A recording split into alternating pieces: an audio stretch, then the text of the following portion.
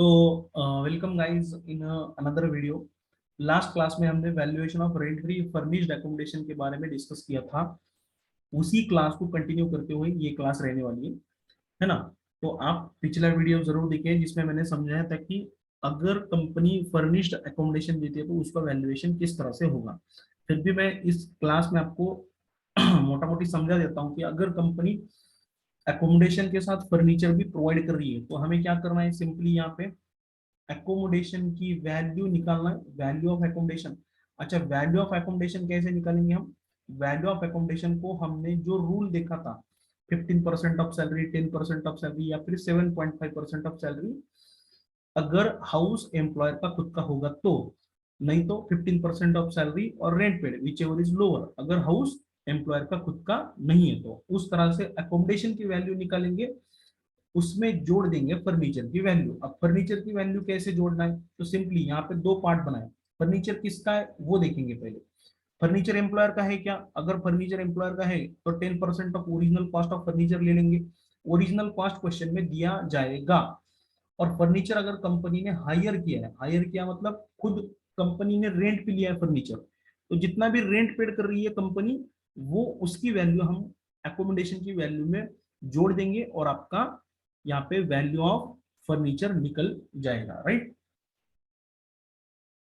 अब यहाँ पे जनरली फर्नीचर क्या क्या देती है, यहाँ पे नोट्स में दिया furniture here includes refrigerator, television, radio, air conditioner, other house hold appliances. अब घर में जो भी चीजें यूज होती है वो सारी चीजें दे सकती है। The above rule is applicable to the government as well as non government employ. सबको ये रूल एप्लीकेबल हो जाएगा, गवर्नमेंट और नॉन गवर्नमेंट के लिए ऐसा कुछ अलग अलग नहीं है ना। तो अगर गवर्नमेंट के एम्प्लॉय के केस में हो जाएगा तो यहाँ पे licence fee plus value of furniture यहाँ पे हो जाएगी,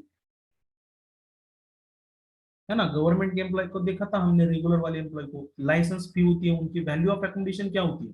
गवर्नमेंट एम्प्लॉय के लिए लाइसेंस फी होती है, लाइसेंस फी भी क्वेश्चन में दी जाएगी। और वैल्यू ऑफ फर्नीचर यहाँ पे आपको खुद से निकालना है। इसके ऊपर एक इलस्ट्रेशन ले लेते हैं और सारी बातें यहाँ पे क्लियर हो जाएंगी। राइट। तो इलस्ट्रेशन देखिए, क्या इलस्ट्रेशन दिया है, page number 93, institute of cost accountants of India का ये मॉड्यूल है। मैं दोनों मॉड्यूल से क्वेश्चन कवर कर रहा हूँ, सीए के मॉड्यूल से भी और सीएमए के मॉड्यूल से भी। राइट। तो इलस्ट्रेशन नंबर 19 में क्या दिया है देखो, Shri Ashutosh has been provided with a furnished accommodation, है ना, पूरा फर्निश्ड है, in a city having a population of 14 lakh, 14 lakh वाला पॉपुलेशन है सिटी का, as per the latest census. अब सिटी का पॉपुलेशन हमें कब मैटर करता है, अगर कंपनी के खुद का घर है तो ही मैटर करता है।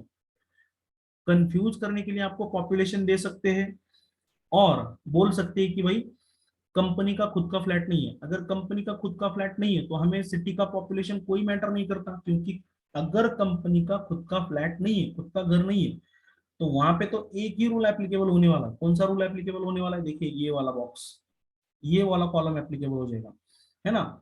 accommodation is not owned by the employer, then rent paid और 15% of salary। यहाँ पे पॉपुलेशन मैटर नहीं करता, लिख लीजिए चाहे तो, population of city doesn't matter, population of city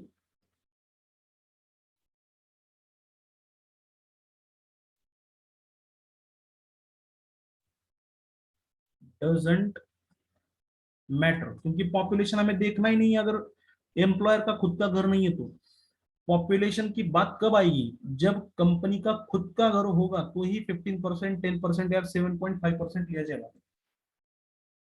और अगर घर खुद का नहीं है एम्प्लॉयर का तो हम ये रूल एप्लीकेबल करने वाले हैं, रेंट पेड और 15% ऑफ सैलरी। इस एरिया में बहुत ज्यादा कंफ्यूजन करता है इंस्टीट्यूट, दोनों institute, CA institute, CM institute, और दोनों ही जगह पे बच्चे फंस जाते हैं। तो आप यहाँ पे ध्यान रखिएगा, पॉपुलेशन हमें कब मैटर करता है, सिर्फ अगर एम्प्लॉयर का खुद का घर होगा तो ही यहाँ पे पॉपुलेशन मैटर करता है।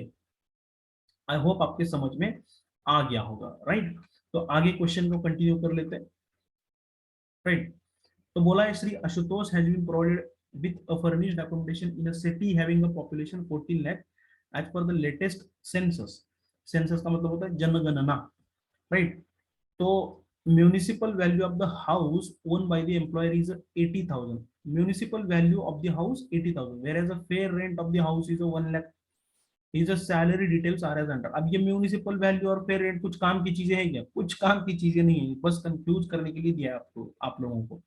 म्यूनिसिपल वैल्यू हमें मैटर करती नहीं है, अगर हाउस खुद का है एम्प्लॉयर का तो ये 80,000 और ये 1 लाख रुपीज, ये कुछ कुछ इसका कोई भी रिलीवेंस नहीं है, ये सिर्फ कंफ्यूज करने के लिए आपको दिया गया है, राइट।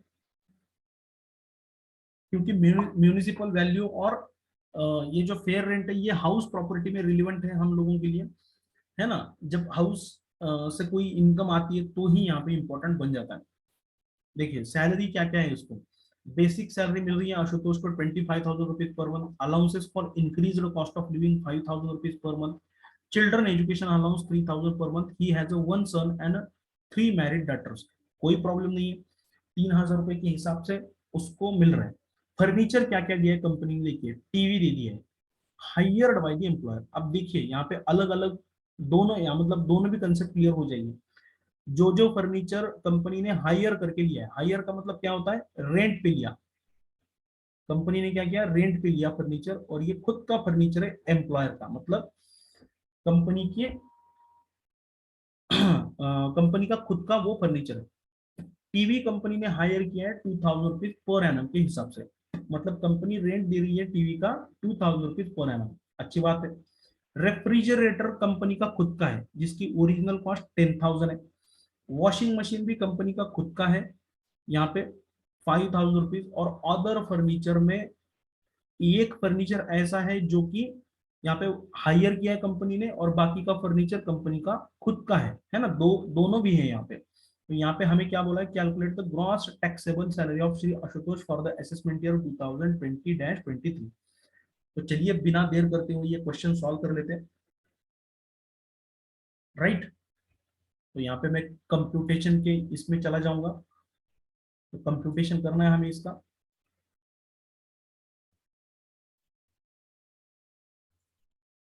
मेरे साथ साथ फॉर्मेट बनाइए आप लोग, मैं फॉर्मेट बना लेता हूँ यहाँ पे।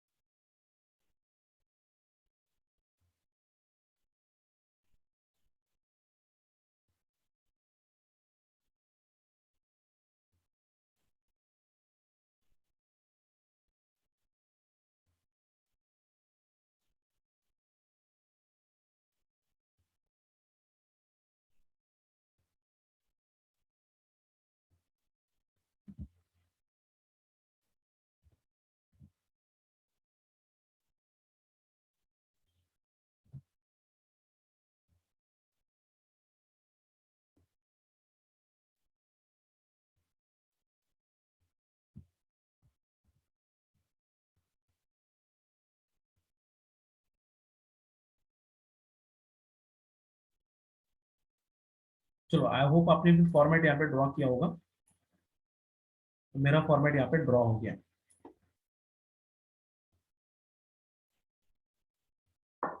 ऊपर हेडिंग दे देंगे हम,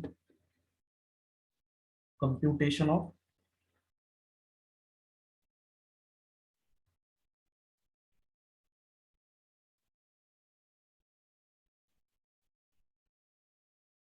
gross taxable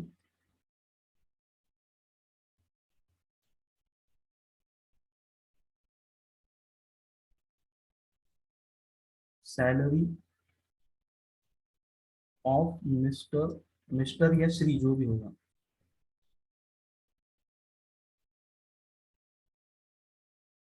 Ashutosh for the assessment year 2022-23, serial number, particulars, details, rupees column और रुपीज कॉलम, राइट। तो यहाँ पे सबसे पहले स्टार्ट करेंगे, हमें सैलरी पूछा गया है, तो यहाँ पे सैलरी ले लेते हैं, इसकी कितनी सैलरी है, हाँ तो क्या मिलता है इसको, बेसिक सैलरी मिलती है, राइट। तो बेसिक सैलरी कितना मिल रहा है, बेसिक सैलरी 25,000 पर मंथ के हिसाब से सैलरी मिल रही है। तो यहाँ पे लिख देते हैं सबसे पहले,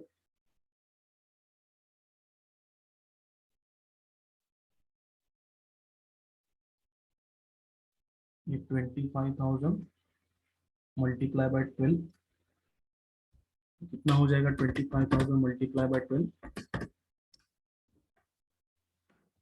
रुपीज।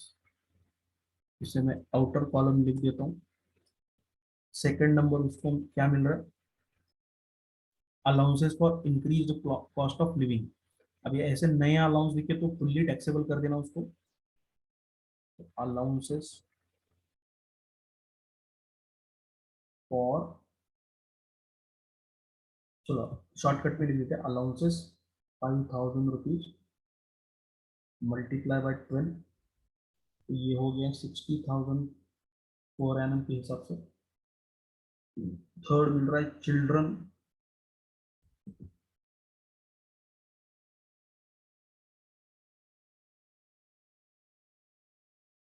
एजुकेशन अलाउंस, ये कितना मिल रहा है, 3,000 रुपीज पर मंथ के हिसाब से।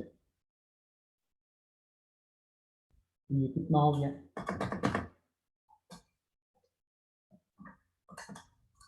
36,000 हो गया। इधर लिख देता हूँ क्योंकि इसके ऊपर एग्जाम्पशन है। क्या इसको दो बच्चे हैं, तो है इसको दो बच्चे, कितने बच्चे, he has one son and two married daughters. Married है नहीं मैरिड है हमें कुछ देखना नहीं, बस दो बच्चे है, क्या दो बच्चे है तो दो बच्चों का यहाँ पे डिडक्शन ले लो, है ना। इमोशनली नहीं जाने का, मैरिड यहाँ पे क्यों, मेजर हो या माइनर हो डिडक्शन मिलेगा ऐसा बोला गया है। तो यहाँ पे less exempt 100 rupees per month पर चाइल्ड, मैक्सिमम 2 चाइल्ड। तो ये कितना मिल जाएगा, 2,400 का एग्जाम्पशन मिल जाएगा, राइट। तो चले गए 36,000 माइनस 2,400, 33,600, ये टैक्सेबल हो जाएगा, राइट। अब चलते हैं आगे, आगे क्या है, अब उसको क्या मिल रहा है, एक हाउस मिल रहा है, तो वैल्यू ऑफ परक्विजिट निकालना पड़ेगा हमें। तो यहाँ पे लिख देंगे हम 4 नंबर में परक्विजिट, परक्विजिट्स, राइट। परक्विजिट्स में उसको क्या मिल रहा है, सबसे पहले rent free furnished accommodation, furniture वाला एकोमोडेशन।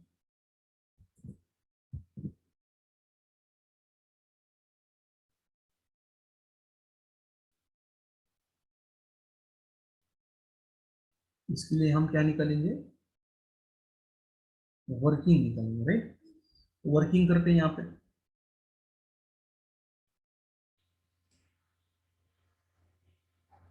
सबसे पहले क्या निकालेंगे, सबसे पहले निकालेंगे हमें, अब वर्किंग में क्या करना है, वर्किंग में नंबर एक देता हूं मैं, value of rent free furnished accommodation, shortcut में लिखता हूँ rent free furnished accommodation is equal to क्या हो जाएगी, वैल्यू ऑफ एकोमोडेशन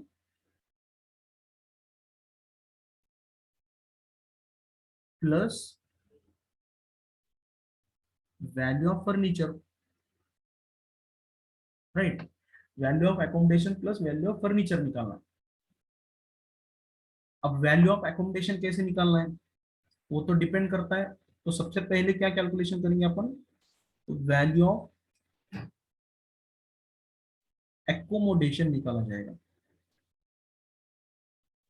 अब वैल्यू ऑफ एकोमोडेशन किसके ऊपर डिपेंड करता है, सिटी के ऊपर डिपेंड करता है और हाउस किसका है इसके ऊपर डिपेंड करता है। तो क्वेश्चन में पढ़ लेते हैं। Shri Ashutosh has been provided with furnished accommodation in the city having a population 14 lakh rupees, मतलब 10 लाख से ज्यादा पॉपुलेशन है लेकिन 25 लाख से कम है। तो यहाँ पे कितना सैलरी का लिया जाएगा, 10% ऑफ सैलरी लिया जाएगा अगर हाउस कंपनी का है। तो यहाँ पे दिया, यहाँ पे own by the employer, house company का खुद का है, तो 10% ऑफ सैलरी निकाला जाएगा। और सैलरी की डेफिनेशन में क्या क्या ऐड करेंगे, सब चीजें ऐड करेंगे, बेसिक प्लस डीए जितने भी अलाउंसेस है वो सारे अलाउंसेस को ऐड किया जाएगा। तो सिंपली यहाँ पे क्या है, हमें ऑलरेडी हमने कैलकुलेशन करके रखा है। तो यहाँ पे लिख देता हूँ, value of accommodation is equal to, value of accommodation is equal to 10% of salary. तो किस तरह से निकालेंगे 10% of salary, 10% of 3 lakh plus 60,000 plus taxable allowance 33,600। तो कर दीजिए, इसका कैलकुलेशन कितना हो गया, 3 lakh plus 60,000 plus 33,600 is equal to 3,93,600। तो 10% ऑफ 3,93,600 इज इक्वल टू, ये हो गया 39,360 हो गया। ये हो गया वैल्यू ऑफ एकोमोडेशन हो गया। अब सेकंड केस में क्या करना है हमें, मैं थोड़ा वर्किंग नोट नीचे ले लेता हूं इसका।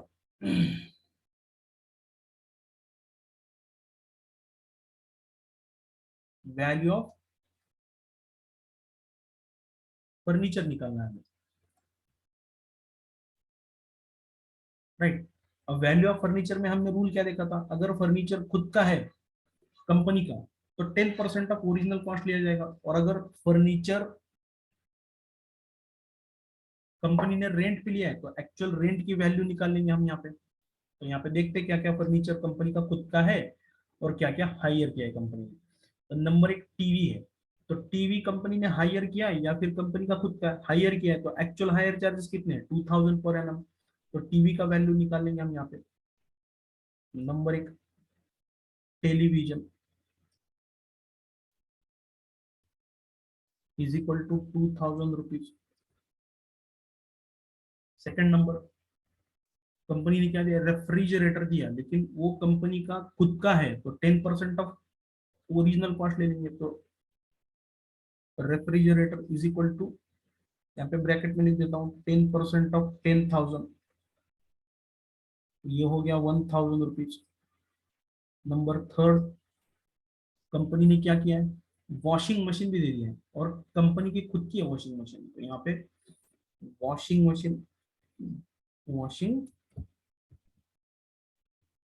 मशीन, तो 10% ऑफ 5,000, ये हो गया 500। और नंबर चार, अदर फर्नीचर है ना,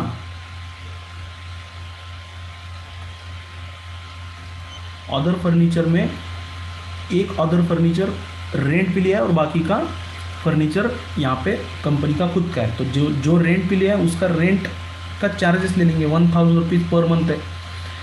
तो यहाँ पे 1000 मल्टीप्लाई बाय 12, तो ये हो गया 12,000। और नंबर 5, और एक अदर फर्नीचर है जिसकी कॉस्ट है 20,000 multiply by 10% is equal to 2,000। और इन सब को हम क्या कर देंगे, जोड़ देंगे।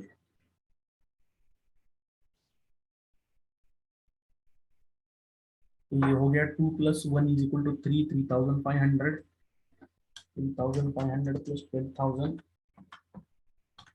Plus 2,000 is equal to 17,000। Total value is equal to 17,500, ये हो गया। तो ये क्या निकली, वैल्यू ऑफ फर्नीचर। अब वैल्यू ऑफ, सिंपली थर्ड इसमें क्या हो जाएगा, value of rent free furnished accommodation is equal to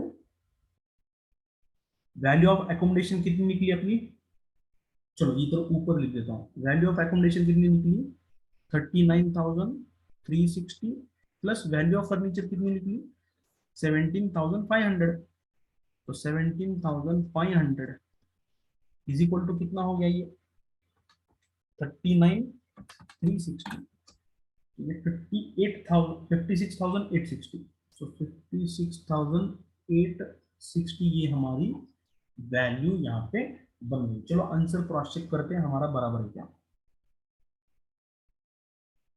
हो सकता है हमारा आंसर, ये देखिए यहाँ पे ये करेक्ट निकला पर हमारा जो भी है, और वैल हाँ देखिए ये हो गया यहाँ पे हमारा वैल्यू ऑफ एकोमोडेशन और ये वैल्यू ऑफ फर्नीचर, राइट। तो सिंपल तरीके से भी कैलकुलेशन हो सकता है यहाँ पे। तो सिंपली यहाँ पे क्या करना है, इसको जोड़ देने के बाद हमारे कंप्यूटेशन के मेन आंसर में लिख देंगे। तो कितना हो गया ये 56,860, तो 56,860 हो गया, और ये इसकी क्या हो गई ग्रॉस टैक्सेबल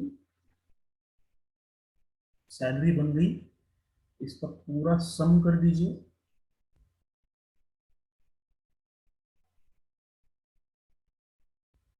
तो टोटल कितनी हो गई सैलरी इसकी 3,00,000 plus 60,000 plus 33,600 plus 56,860 is equal to 4,50,460, 4,50,460 ये हमारा आंसर हो गया यहाँ पे। चलो क्रॉस चेक कर लेते हैं इसको, देखिए ये आंसर हमारा यहाँ पे करेक्ट आ गया, राइट।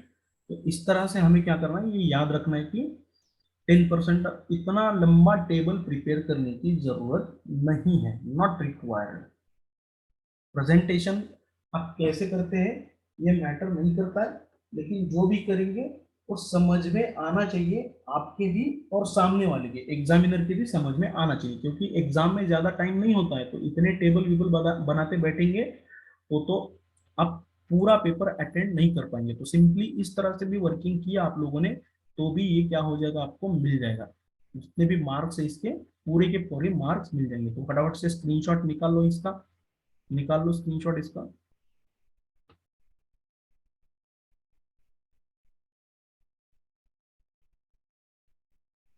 और नीचे जो वर्किंग नोट है इसका भी निकाल लो।